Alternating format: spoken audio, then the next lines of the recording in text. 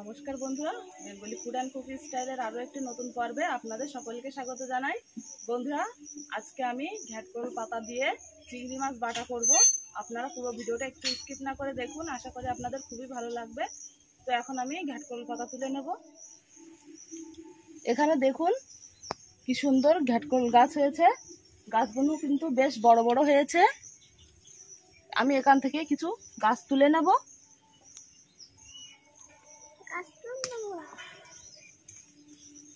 দেখুন এরকম ধরে টান দিলেই কিন্তু গাছগুলো উঠে আসছে।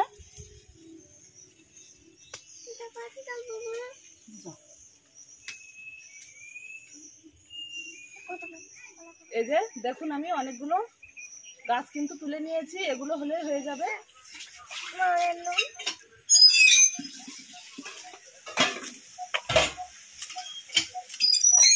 দেখুন শাকগুলো কিন্তু আমি কেটে নিয়েছি, এবারে চিংড়ি মাছটা কেটে নেব।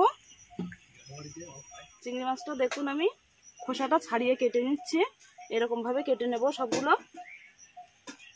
ঘ্যাটকোল পাতাটা আমি খুব সুন্দরভাবে কেটে ধুয়ে নিয়েছি, এখন এটা সিদ্ধ করে নেব। এখানে একটা হাঁড়ি নিয়েছি, এখন পাতাগুলো সব এই হাঁড়ির মধ্যে দিয়ে দেবো।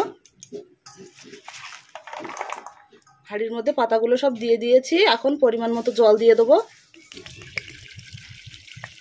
এখন এটা খুব সুন্দরভাবে সিদ্ধ করে নেব।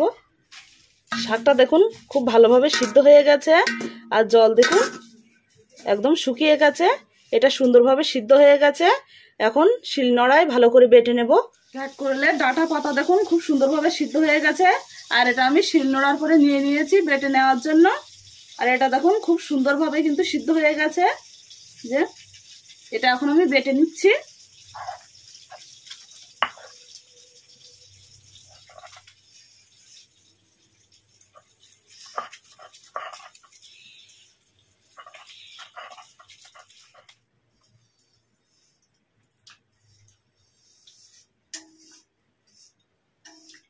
এখানে দেখুন কাঁচা লঙ্কা আর ভাজা চিংড়ি মাছ নিয়ে নিয়েছি, এখন এগুলো সব একসঙ্গে বেটে নেব।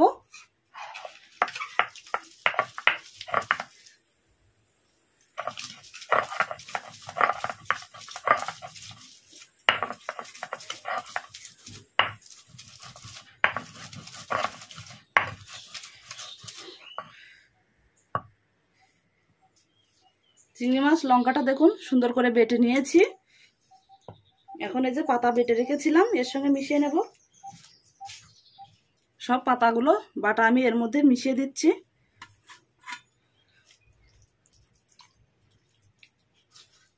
এখন এটা একটা পাত্রের মধ্যে তুলে নিচ্ছি। কড়াইতে চিংড়ি মাছটা ভেজে নিয়েছিলাম, ওই তেলের মধ্যে আর একটু তেল দিয়ে দিয়েছি।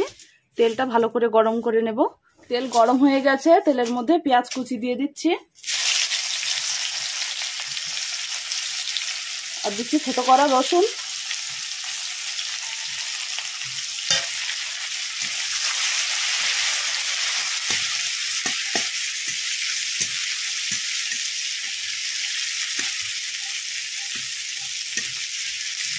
পেঁয়াজ রসুনটা একটু ভেজে নেব। এর মধ্যে দিয়ে দিচ্ছি অল্প একটু আদা বাটা।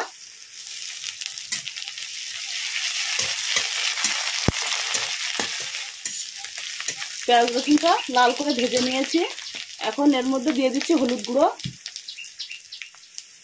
দিয়ে দিচ্ছি পরিমাণ মতো লবণ,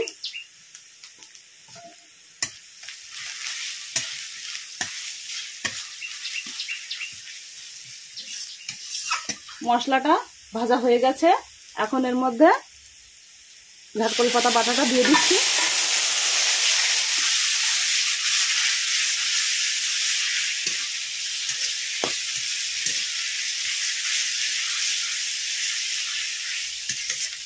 পাতার সঙ্গে মশলাটা খুব সুন্দরভাবে মিশিয়ে নিচ্ছি। এতে কিন্তু হালকা একটু রস রস মতো আছে, এটা জাল দিয়ে পুরোপুরি শুকিয়ে নিতে হবে।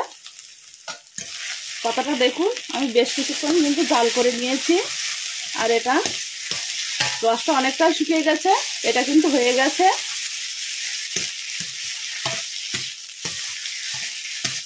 এটা হয়ে গেছে, এখন কড়া থেকে নামিয়ে নেব।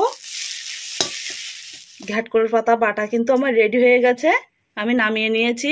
আর এটা কিন্তু গরম গরম ভাতের সাথে খেতে খুবই সুন্দর লাগবে। আর আজকে এই ঘ্যাটকোলের পাতার রেসিপি আপনাদের কেমন লাগলো অবশ্যই কমেন্ট করে জানাবেন। আর ভালো লাগলে চ্যানেলটি অবশ্যই সাবস্ক্রাইব করে সকলে পাশে থাকবেন। নমস্কার।